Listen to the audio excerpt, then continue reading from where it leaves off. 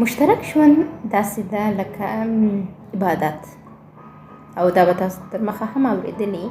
نو موږ چې کله عبادت کوو، موږ ته الله جل جلاله ویلي دي چې اول شی چې ډېر مهم دی هغه پاک سازي ده، چې تاسو خپل ځان پاک کړئ. دوهم شی چې ډېر مهم دی هغه ښکاره کول دي، یعنې په ښکاره توګه عبادت وکړه، په پټه یې مه کوه. مثلا لکه لمونځ چې کوو هغه باید په ښکاره وکړو، که په پټه وکړو او یا خلکو ته ونه وایو چې زه مسلمان یم، نو دا موږ منافق سولو. او دریم یووالی دی په لمانځه کې، چې کله شروع کوئ باید یووالی ولرئ، هدف دې معلوم وي. او بل عریضه کول دي چې د الله جل جلاله څخه څه غوښتل دي، دعا کول دي. نو مشترک ژوند هم همداسې ده.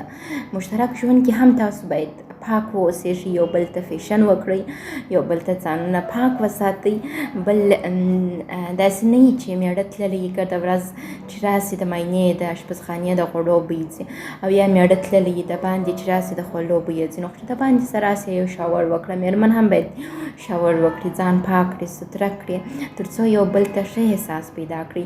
او دویمه خبره، یو بل ته یې ښکاره کړئ دا مینه. دا مینه په پټه مه کوئ، تنها په اطاق کې مینه مه کوئ. بعض وخت ښه غږ په میرمنې باندې د فامیل د نورو غړو مخ ته هم وکړئ، چې دا هم ستاسو پر اړیکه باندې ښه تاثیر کوي.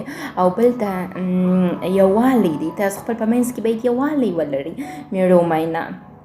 او بل عریضه دعا کول، دا لکه تاسو چې د الله څخه یو څه غواړئ، دا رقم په مشترک ژوند کې تاسو د خپل ملګري سره هم کښېنئ، خبرې وکړئ، هغه غوښتنې چې لرئ ورسره یې غواړئ.